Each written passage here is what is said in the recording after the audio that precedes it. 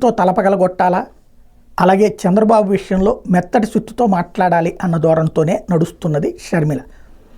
బేసిక్గా తాజాగా ఆ మాట్లాడేది ఏంటి, విగ్రహాల ధ్వంసాన్ని, అంటే వాళ్ళ నాన్న విగ్రహాలు ధ్వంసం చేస్తుంటే దాన్ని సమర్థిస్తోంది.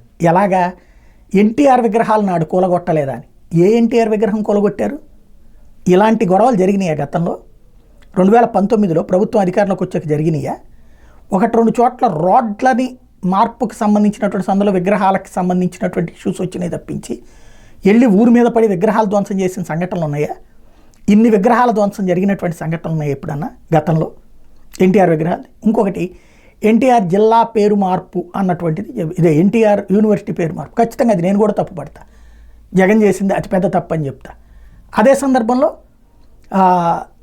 ఎన్టీఆర్ జిల్లా పేరు పెట్టాడు అక్కడ, కృష్ణా జిల్లాకి ఎన్టీఆర్ పేరు పెట్టాడు, అక్కడ విజయవాడ జిల్లాకి ఎన్టీఆర్ పేరు పెట్టాడు.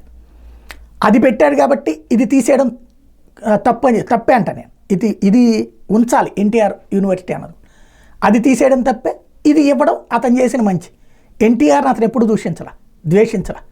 బట్ మహామేత అంటూ రాజశేఖర రెడ్డిని ఎవరు విమర్శిస్తున్నారు? వాళ్ళనే కదా నువ్వు నెత్తినేసుకుంటుంది, వాళ్ళనే కదా నువ్వు భుజానేసుకుంటుంది, వాళ్ళ కోసమే కదా నీ అన్నం నాశనం చేయాలనుకుంటుంది. తద్వారా ఏం చెప్పాలనుకుంటున్నావు? టోటల్గా వ్యక్తిగత కక్ష, లేదంటే తన ఆస్తి తగాదా, లేదా తనకి ఆస్తి కోసం అన్న ఆస్తి లాక్కోవడం అనాలా, లేకపోతే వాటా అనాలా? వాటా అయితే కోర్టుకు వెళ్ళొచ్చు, చక్కగా నా వాటా నాకు ఇవ్వండి అని చెప్పేసి అప్పుడు కోర్టు చెప్తుంది.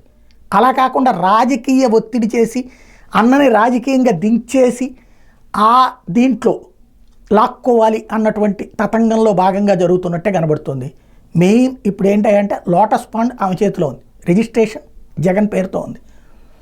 ఆమె బయటికి వెళ్ళాలి, అక్కడ రేవంత్ రెడ్డి ఉన్నాడు, ఇక్కడ చంద్రబాబు ఉన్నారు. ఇప్పుడు ఆ లోటస్ పాండ్ ఆమె చేతిలోనే ఉండాలి. అక్కడ అదంతా ఎన్ని కోట్ల రూపాయలు అద్దె అవుతుంది అది వాస్తవంగా చెప్పాలంటే.